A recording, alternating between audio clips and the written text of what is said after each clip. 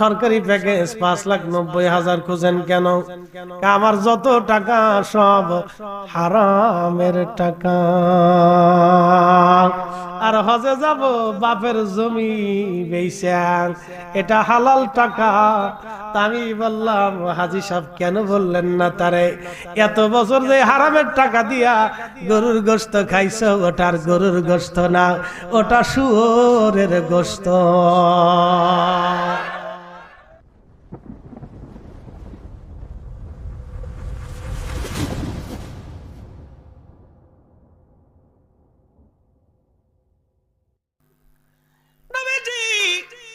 আমরা আগে হেদায়েত শূন্য ছিলাম, পথভ্রষ্ট ছিলাম।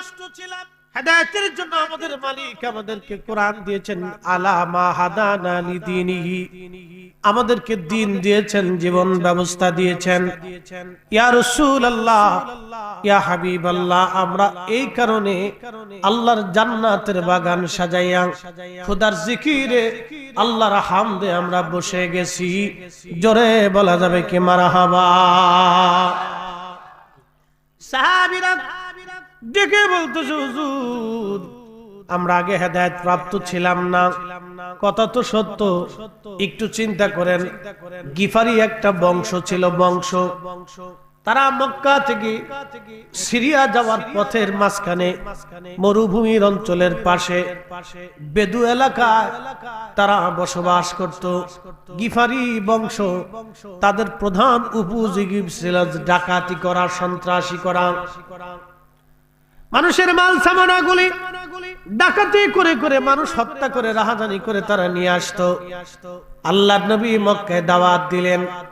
গিফারি বংশের মানুষের কাছে সংবাদ গেল, মক্কায় নাকি একজন নবী আসছে। গিফারিরা তারা সবাই সিদ্ধান্ত নিল, যদি তিনি সত্য নবী হয়ে থাকে তাহলে তোমরা একজনকে পাঠাও। একজনকে পাঠানো হলো, তার নাম আবু যর গিফারি রাদিয়াল্লাহু আনহু। যেই বংশের মানুষগুলি ডাকাতি করত, রাহাজানি করত, চুরি করত, তারা আজকে নবী খোঁজার জন্য আসছে। একজনকে পাঠানো হলো আবু যর গিফারি। তিনি আসলেন। মক্কায় আসার পরে কয়েকদিন কাটাই দিলেন, কিন্তু সাহস পাচ্ছেন না। মক্কার পরিস্থিতি এতই ভয়াবহ ছিল, সেই দিন কালেমার দাওয়াত দিয়া তো দূরের কথা, কালেমার উচ্চারণ করলে সেই দিন মানুষদেরকে জানে মেরে ফেলে দেয়া হতো। হযরত আলী রাদিয়াল্লাহু আনহুর সাথে আবু যর গিফারি রাদিয়াল্লাহু আনহুর দেখা হয়ে গেল। হযরত আলীকে বলেন, আলী রে, আমি তো আখিরি নবীর কদমে আসছিলাম কথা বলার জন্য, উনি নবী কিনা জানার জন্য আমি আসছিলাম। হযরত আলী বললেন, কোন বংশের মানুষ তুমি? বলে, আমি গিফারি, আমার নাম আবু যর গিফারি। বলতেছে, ঠিক আছে, শোনো, এখানে কালেমা পড়াটা বিরাট বড় দুষ্কর, বড় কঠিন। এখানে কালেমার দাওয়াত বড় কঠিন জায়গা। তুমি নবীর কাছে আসছো, যদি মক্কার মানুষ জানে তোমাকে হত্যা করে ফেলবে। তুমি আমাকে অনুসরণ করে আমার পিছে পিছে তুমি চলতে থাকবা, আমি আগে আগে যাব, তোমাকে নিয়ে যাব। এভাবে হযরত আলী রাদিয়াল্লাহু আনহু তাকে নিয়ে গেলেন আল্লাহর হাবিবের দরবারে। নবীকে দেখা মাত্র, প্রিয় নবীজির কথা শোনার সঙ্গে সঙ্গে হযরত আবু যর গিফারি আর দেরি করেন নাই, তিনি কালেমা পড়ে সাথে সাথে মুসলমান হয়ে গেলেন। আমার দিকে তাকা। তাদের আদত ছিল মুসলমান হওয়ার সাথেই দুনিয়া সব কিছু ছেড়ে দিল। আর আমরা মুসলমান হওয়ার পরেও মিথ্যাচারী, সুদ ছাড়ি, ঘুষ ছাড়ি নেই, অকাম কুকাম ছাড়ি নেই। জন্মগত মুসলমান হওয়ার পরেও ছাড়তে পারি নাই। আবু যর গিফারি, প্রিয় নবীজি তাকে ডেকে বলেন, আবু যর, কালেমার দাওয়াতের জন্য আপনি চলে যান, আপনার বংশের মধ্যে দাওয়াত পৌঁছান। আবু যর গিফারি দাওয়াত পৌঁছাইতে চলে গেলেন বংশে। বংশের মধ্যে যখন এই দাওয়াত পৌঁছাইলেন, গিফারি বংশের সব মানুষগুলি এক বাক্যে দাওয়াত কবুল করে নিল। শুধু দাওয়াত কবুল করে নাই, ডাকাতি, সন্ত্রাসী, রাহাজানি, চুরি সব কিছু তারা ছেড়ে দিল। কিন্তু আপনারা বলেন আমার দেশের চুরি কি বন্ধ হইছে? আগে চুরি করতো শিং কেটে, এখন চুরি করে কলমের খোসা দিয়ে। চুরি ডিজিটাল হইছে। চুরি কি হইছে? ডিজিটাল চুরি। প্রিয় উপস্থিতি, এজন্য আমাদেরকে মানুষ হওয়া লাগবে। আলামা হাদানা লিদিনিহি। কোরআন আল্লাহ কেন দিলেন আমাদের কাছে? হেদায়েত করার জন্য মানব জাতিকে। মানব জাতি যেন সুখে থাকে, এই মানব জাতি যাতে ভালো থাকে, সুন্দর পথে চলে, সুন্দরের রাস্তায় চলে, সেই জন্য আল্লাহ কোরআন দিলেন। এই কোরআন দিয়ে আল্লাহ পাক হেদায়েতের কথা বললেন ইয়া আইয়ুহাল্লাযীনা আমানু লা তুলহিকুম আমওয়ালুকুম ওয়ালা আওলাদুকুম আন যিকরিল্লাহ।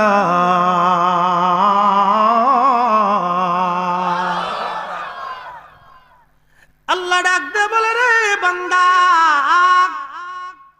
তোমাকে বলতেছি শুনে নাও, সম্পদ আর সন্তানের প্রেমে পড়ে খুব মনোযোগ দিবেন। এই কথার ব্যাখ্যা আজকে আপনাদেরকে করে দিয়ে যাব। সন্তান, সম্পদ, সন্তান, সম্পদ দুইটার প্রেমে পড়ে তোমরা আমি আল্লাহর জিকির থেকে দূরে চলে যেও না। নামাজ চাইরো না, রোজা চাইরো না, হক হালাল চাইরো না, আল্লাহর আইন চাইরো না, নবীর সুন্নত চাইরো না, নবীর তরিকা চাইরো না, ওলিদের রাস্তা চাইরো না, উলামা ইকরাম বুজুর্গানের দ্বীনের তরিকা তোমরা চাইরো না। আল্লাহর ওলিরা যে পথে ঘুমিয়ে গিয়ে ওলি হয়ে গেছে, সে পথটাকে তোমরা ছেড়ে দিও না। যদি ছাড়ো, ওয়া মাইয়াফআল যালিকা ফাউলাইকা হুমুল খাসিরুন।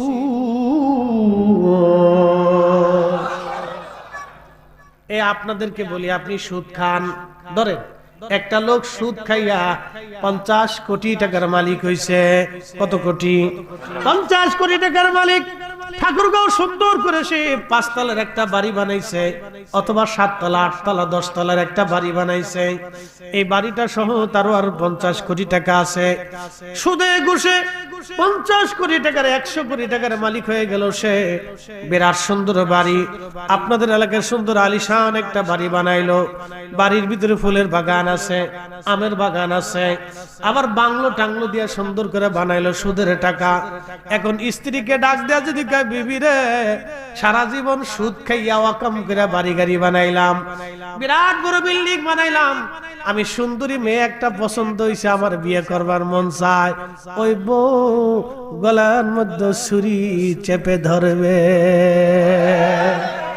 গোলামের পুত তোরে বিয়া করাচ্ছি, দাঁড়া। কথা কর না কা?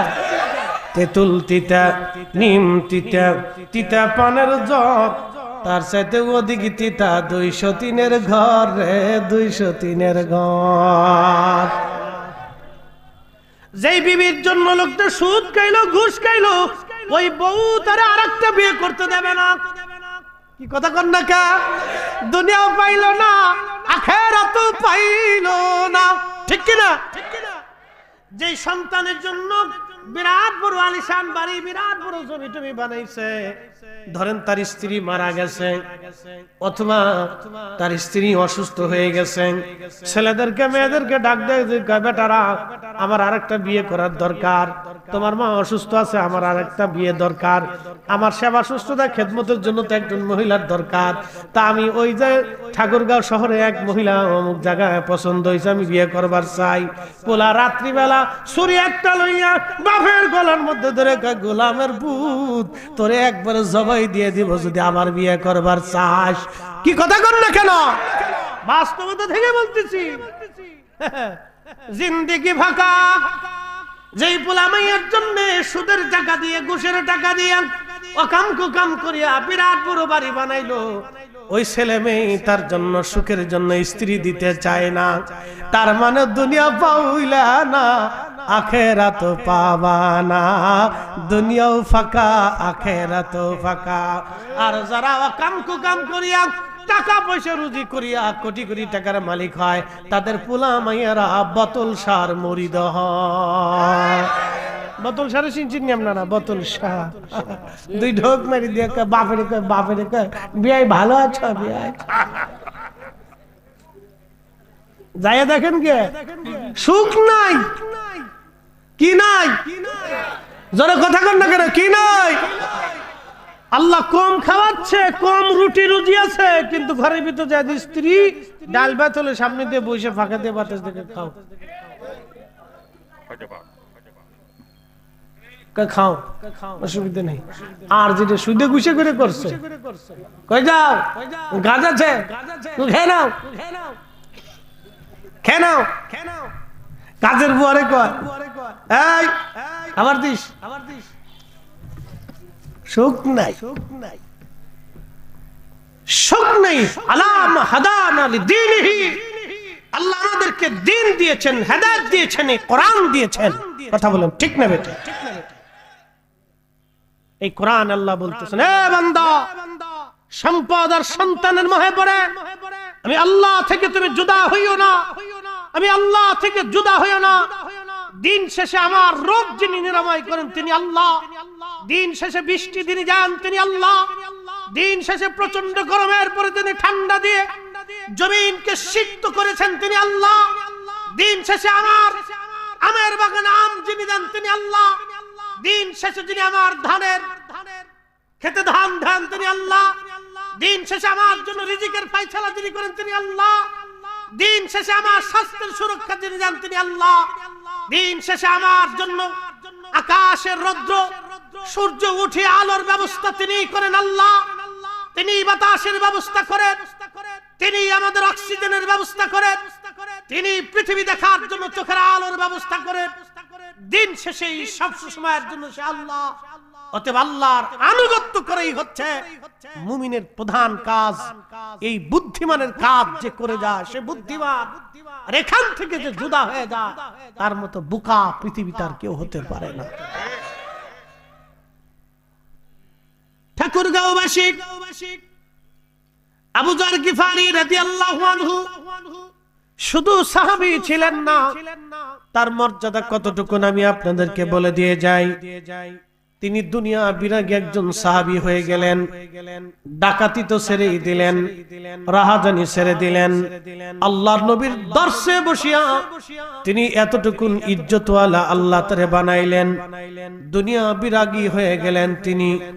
দুনিয়া বিরাগী হইয়া আবু যর গিফারি রাদিয়াল্লাহু আনহু আল্লাহ পাওয়ার জন্য একাকিত্ব নির্জনে থাকতে লাগলেন। আল্লাহ রাসূল বললেন, ওয়াবার উম্মতেরা, পৃথিবীর যত সিদ্দিক থাকবে সত্যবাদী, সমস্ত সত্যবাদীরা কিয়ামতের ময়দানে আমার আবু বকর সিদ্দিকের পিছে পিছে দাঁড়ায় যাবে। দুনিয়ার সমস্ত ওমর ফারুক রাদিয়াল্লাহু আনহুর মতো যারা ন্যায় বিচার করেছে দুনিয়াতে, আমার দেশে কিছু মানুষ আবার টাকা নিয়ে বিচার করে, টেবিলে নিজ দিয়ে টাকা নিয়ে বিচার করে। এবছর হজে যাব, আমি যেই হজের গ্রুপের সাথে হজে যাচ্ছিলাম, তিনি মুআল্লিম মহোদয় আমাকে বললেন, ফরিদি সাহেব একটা কথা বলি।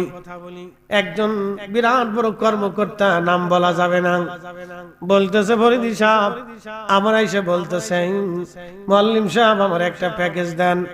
আমি বললাম 22.5 লক্ষ টাকার প্যাকেজ আছে, 17 লক্ষ টাকার প্যাকেজ আছে, 10 লক্ষ টাকার প্যাকেজ। আপনি যেই প্যাকেজ নেন, যত টাকার প্যাকেজ, কয় না একবারে সর্বনিম্ন প্যাকেজটা আমারে দেন।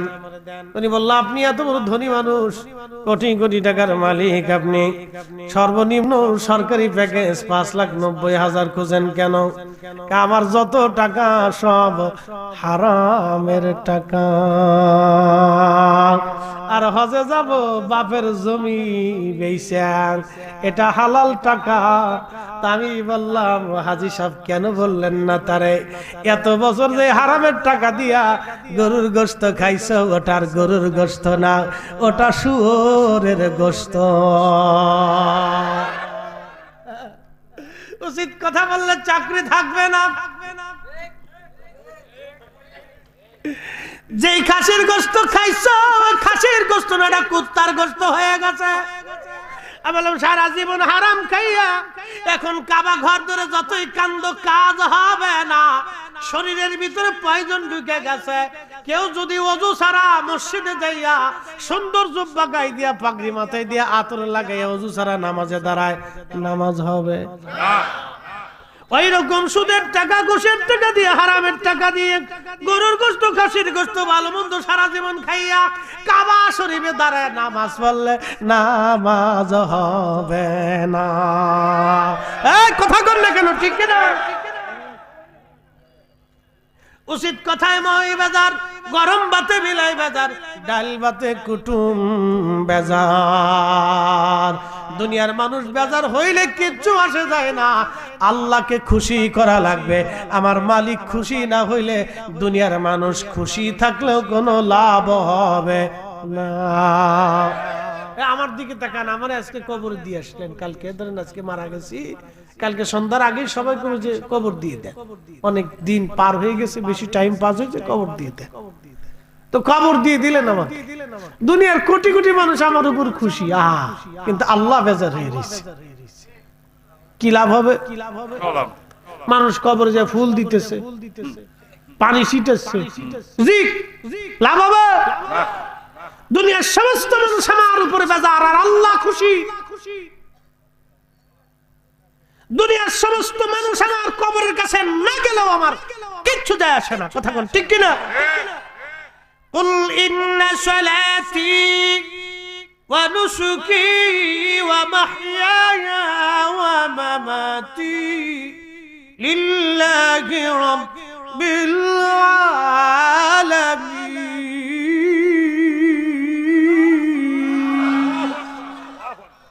নামাজ কার জন্য? এই মাহফিল কার জন্য? মাদ্রাসা কার জন্য? এই ওয়াজ নসিহত কার জন্য? আমরা একত্রিত হয়েছি কার জন্য? আমাদের জিন্দেগি কার জন্য? সব আল্লাহর জন্য, আল্লাহর জন্য, আল্লাহর জন্য। নবী বললেন দুনিয়াতে যারা ন্যায় বিচার করবে কিয়ামতের ময়দানে হযরত ওমরের সাথে তাদের হাসর নাসর হয়ে যাবে। দুনিয়ার ভিতরে যারা দানশীল, কিশীল, দানশীল, কিয়ামতের ময়দানে উসমান করে জিন্নুরাইনের সাথে তাদের হাসর নাসর হয়ে যাবে। দুনিয়াতে যারা বীর এবং আলিম, কিয়ামতের ময়দানে হযরতে আলী রাদিয়াল্লাহু আনহুর সাথে তাদের হাসর নাসর হয়ে যাবে। দুনিয়ার যত মুয়াজ্জিন, কিয়ামতের ময়দানে মুয়াজ্জিনের রাসূল হযরত বেলাল রাদিয়াল্লাহু আনহুর সাথে তাদের হাসর নাসর হয়ে যাবে। দুনিয়ার যত মাজুব, আল্লাহ দুনিয়া বিরাগী পাগল হযরত ওয়াসাল কারনির সাথে তাদের হাসর নাসর হয়ে যাবে। দুনিয়ার যত জাহিদ, সমস্ত জাহিদদের হাসর নাসর হবে আবু যর গিফারির সাথে। একসাথে বলবেন আল্লাহু আকবার। যে সাহাবীর কথা বলতেছি আবু যর গিফারি রাদিয়াল্লাহু আনহু, ওনার কথা বলছিলাম। উনি দুনিয়া বিরাগী হয়ে গেলেন, একাকিত্ব সব সময়ের জন্য উনি থাকতেন। সাহাবীরা বিচার দিল, হুজুর আমাদের মধ্যে আবু যর গিফারি একাকী সব সময় থাকে, মানুষের মেলে সে আসে না ইয়া রাসূলুল্লাহ। আল্লাহর নবী বললেন সাহাবীরা রে, আমার আবু যরকে একা থাকতে দাও, ও একাই থাকবে, একাই মারা যাবে, কিন্তু তার জানাজায় বহু মানুষ অংশগ্রহণ করবে। জোরে বলা যাবে কি মারহাবা। আল্লাহুম্মা সাল্লি আলা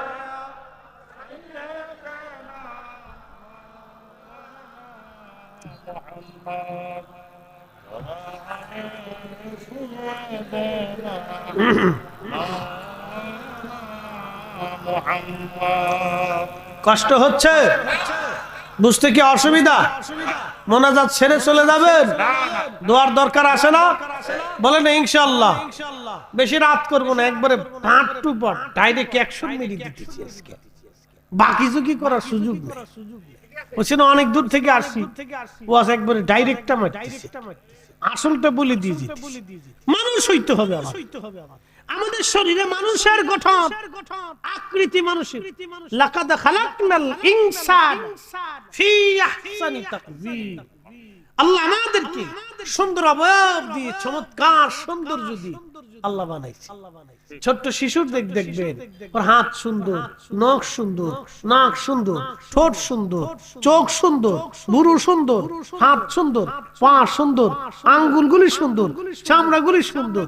সময় দেখবেন ওর চামড়ার ভিতরে সময় দেয়, কোলের ভিতরে নেয়, আদর করে নাচাচ্ছে। আল্লাহ কত সুন্দর করে বানাইছে। এই সৌন্দর্যটা মানুষ ধীরে ধীরে ধীরে ধীরে কাজের কারণে অকাজে বেকাজে নষ্ট করে দেয়। কোরআন বলতেছে জহারাল ফাসাদু ফিল বাররি ওয়াল বাহরি বিমা কাসাবাত আইদিন নাসি লিয়ুযীকাহুম বা'দাল্লাযী আমিলু লাআল্লাহুম ইয়ারজিউন।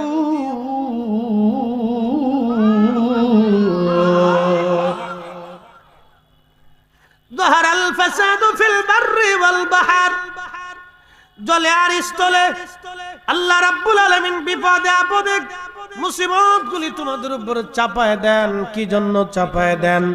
এই জন্য চাপায় দেন, এগুলি তোমাদের দু হাতের রুজি। তোমরা রুটি রুজি করেছো, আকাম কুকাম করেছো, অন্যায় করার কারণে আল্লাহ রাব্বুল আলামিন এইগুলি তোমাদের উপরে চাপায় দেন। জাহারাল ফাসাদু ফিল বাররি ওয়াল বাহরি বিমা কাসাবাত আইদিন নাস। একবার জোরে বলা যাবে কি মারহাবা?